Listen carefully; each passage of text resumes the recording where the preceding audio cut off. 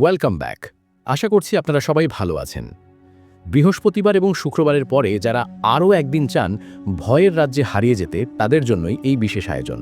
আশা করছি প্রথম থেকে শেষ পর্যন্ত শুনবেন। আজকের ঘটনাটি বেশ অদ্ভুত এবং যিনি পাঠিয়েছেন তিনি তার নাম ঠিকানা কোনো কিচ্ছু জানাতে চান না। ঘটনাটি শুনবেন, শুনে আপনারাই কমেন্ট করবেন, জানাবেন কেমন লাগলো। চলুন শুরু করা যাক। যেভাবে লেখা আছে আমি সেভাবেই শুরু করছি। আসসালামু আলাইকুম মুন্না ভাই। আমি জানি সবসময় আপনি ভালোই থাকেন, তাই জিজ্ঞেস করলাম না কেমন আছেন।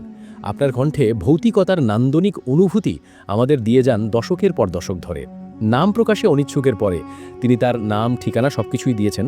তারপরে তিনি লিখছেন, বহুদিন ধরে ঘটনা পাঠাবো করে আর পাঠানো হয়নি, তাই আজ কর্মব্যস্ততার জটিলতা উপেক্ষা করে লিখতে বসলাম। লেখায় ভুল ত্রুটিগুলো ক্ষমার দৃষ্টিতে দেখবেন। আজকে আমি আপনাদের কাছে আমার সাথে ঘটা একটি কালো জাদু বা কুফরি ঘটনা শেয়ার করব। কথা না বাড়িয়ে ঘটনায় যাওয়া যাক। ঘটনাটি 2017 সালের। আমি তখন ইন্টারমিডিয়েট ফার্স্ট ইয়ার শেষ করে সেকেন্ড ইয়ারে উঠেছি মাত্র। এইচএসসি পরীক্ষার জন্য আর বেশি সময় নেই ভেবে বন্ধুরা মিলে ঠিক করলাম প্রপার কোচিং নিতে হবে। যেমন ভাবনা তেমন কাজ। এলাকার ভালো একটা কোচিং সেন্টারে সবাই মিলে আমরা ভর্তি হলাম। যথারীতি কোচিং শুরু হয়ে গেল। কোচিংয়ে আরও অন্যান্য কলেজের নতুন বন্ধুরাও যুক্ত হলো। চলতে চলতে একসময় কোচিংয়ে একটা মেয়েকে আমার ভালো লাগে। সঙ্গত কারণে আমি তার নাম বলতে চাচ্ছি না, তার সাথে আমার বন্ধুত্ব হয়। আমি যখন তাকে পছন্দ করি জানাতে যাই, সে তখন সরাসরি না করে দেয়। পরবর্তীতে আমি জানতে পারলাম সে অন্য কাউকে পছন্দ করে। এটা শুনে আমার মাথা খারাপ হয়ে যাওয়ার উপক্রম। আমি ভেবে পাচ্ছিলাম না কি করব। এভাবে চলতে থাকে সময়। হঠাৎ একদিন বন্ধুর সাথে মেলায় ঘুরতে গিয়ে খোলা বইয়ের দোকানে একটি বই আমার চোখে পড়ে। আমি তীব্র আগ্রহ নিয়ে বইটি হাতে নিয়ে উল্টে পাল্টে দেখতে লাগলাম। বইটির নাম এই মুহূর্তে মনে পড়ছে না। সূচিপত্রের ৭৩তম পৃষ্ঠায় আমার চোখ আটকে গেল। সেখানে লেখা ছিল প্রেমে বশীকরণ। বন্ধুরা বলল এসবে কাজ হবে না। আমি তাদের কথা না শুনে বইটি কিনে ফেললাম। বন্ধুরা ঠাট্টা মশকরা করলেও আমার গায়ে লাগছিল, কারণ আমি যা চাই তা আমাকে দিতে হবে। সেজন্য আমি যে কোনো কিছু করতে রাজি ছিলাম। রীতিমতো বইটি নিয়ে বাসায় ফিরে এলাম। দরজা বন্ধ করে বইটি খুললাম এবং সরাসরি ৭৩ নম্বর পৃষ্ঠায় গেলাম। সেখানে স্পষ্টভাবে লেখা ছিল সমস্ত বর্ণনা। সেই পৃষ্ঠায় একটি নকশা ছিল এবং নিচে লেখা ছিল এই নকশাটি প্যাঁচার রক্ত দিয়ে একটি স্বচ্ছ কাগজে লিখতে হবে। তারপরে সেই নকশাটিকে একটি মাদুলিতে ভরে তাবিজ বানাতে হবে।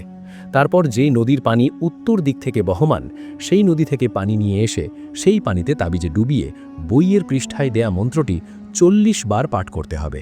তারপর সেই পানি দিয়ে ৪০ দিন কিছু কাজ করতে হবে। কাজের নিয়ম ছিল প্রতিদিন গভীর রাতে ২ মুষ্টি আটা সেই পানি দিয়ে মাখিয়ে কোনো এক জলাশয়ের কাছে বসে এই মাখানো আটা ৪০ টুকরো করতে হবে। তারপর একটি টুকরো আটা হাতে নিয়ে গোলা বানাতে বানাতে ৪০ বার বইয়ে দেয়া মন্ত্রটি পাঠ করতে হবে এবং পানিতে নিক্ষেপ করতে হবে। এভাবে ৪০ টুকরো আটা একই নিয়মে ৪০ বার করে মন্ত্র পড়ে গোলা বানিয়ে পানিতে নিক্ষেপ করতে হবে। বিশ্বাস করেন, আমি যখনই আটার গোলা পানিতে নিক্ষেপ করতাম, পানির ভেতর বিশাল বড় একটা কিছুর অস্তিত্ব অনুভব করতাম। মনে হতো এটা কোনো একটা মাছ। অন্ধকারে অনুভব করা যেত। মনে হতো একটা বিশাল দেহী বোয়াল মাছ। বইয়ের বর্ণনা অনুযায়ী ৪০ দিন এই সমস্ত কাজ করার পর একটি জিন আমার সামনে দৃশ্যমান হবে এবং সে আমাকে পরবর্তী নির্দেশনা দেবে। তো সেই অনুযায়ী আমি সঠিক নিয়মে ৪০ দিন এভাবে চর্চা শেষ করার পর ৪০তম দিনে দেখলাম পানির ভেতর থেকে একটি অবয়ব উঠে এলো। গভীর রাতের নিস্তব্ধতায় তার আকস্মিক উপস্থিতিতে আমি কিছুক্ষণের জন্য হতভম্ব হয়ে পড়লাম। সে তার পরিচয় দিল এবং সে বলল, আমি নাজলান হায়া। তুমি যে সাধনা দিয়ে আমাকে আহ্বান করেছ, সেই সাধনা সফলভাবে সমাপ্ত হয়েছে। আমি এই কথা শুনে আমার সুমিত ফিরে পেলাম। তাকিয়ে দেখলাম অবয়বটি কিছুটা মানুষের মতো হলেও বোয়াল মাছের আকৃতির, এবং সে আমার দিকে কিছু একটা বাড়িয়ে দিল। আমি হাতে নিয়ে দেখলাম সুতো জাতীয় কিছু, এবং এই কালো সুতো দিয়ে তাবিজটিকে কোনো একটি উঁচু গাছের সবচেয়ে উঁচু ডালে বেঁধে দিতে হবে, যেখানে বাতাসে তাবিজটি নড়াচড়া করবে। এমন একটি জায়গায় তাবিজটি যত বাতাসে নড়াচড়া করবে, তত বেশি যাকে আমি বশ করতে চাই সে দুর্বল হয়ে পড়বে এবং খুব তাড়াতাড়ি ফল পাওয়া যাবে। যাই হোক, এরপরে তিনি গাছে উঠে কিভাবে তাবিজটি বেঁধেছিলেন তার বিশদ বর্ণনা দিয়েছেন। তিনি আসলে গাছে উঠতে জানতেন না। তারপরে কোনো একটাভাবে সেই জিনের সাহায্য নিয়েই তিনি সেই গাছে সেই তাবিজটি বেঁধে দেন। এরপরে তিনি বাসায় এসে ঘুমিয়ে পড়েন। তারপর তিনি বলছেন, সেদিন ঘুম থেকে ওঠার পরে কলেজে যাইনি, বাসায় ছিলাম। ওই দিন কোচিংয়েও যাইনি। পরের দিন যখন কোচিংয়ে গেলাম, আমার এক বন্ধু আমার কাছে এসে বলল, কালকে থেকে সে একটা জিনিস নিয়ে ঘুরছে। তারপর সে আমার দিকে এক টুকরো কাগজ বাড়িয়ে দিল। আমি দেখলাম সেই মেয়েটির চিঠি।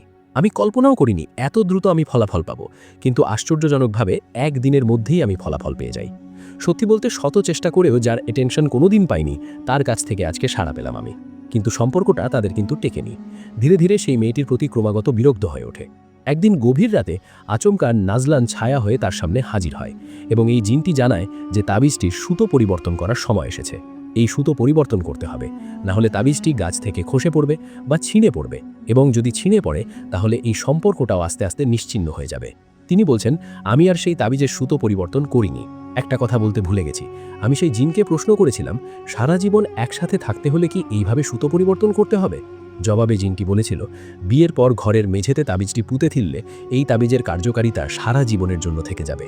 অদ্ভুত ঘটনা। তিনি লিখছেন, এরপরে বিশ্বাস করা বা না করা সম্পূর্ণ আপনাদের ব্যাপার। যাই হোক, আপনাকে ধন্যবাদ ঘটনা পাঠানোর জন্য। আশা করছি এই ঘটনাটি আপনাদের ভালো লেগেছে। আমরা আজকের মতো বিদায় নেব, ফিরে আসবো আবারও আগামীতে। সেই পর্যন্ত সবাই ভালো থাকবেন। আল্লাহ হাফেজ।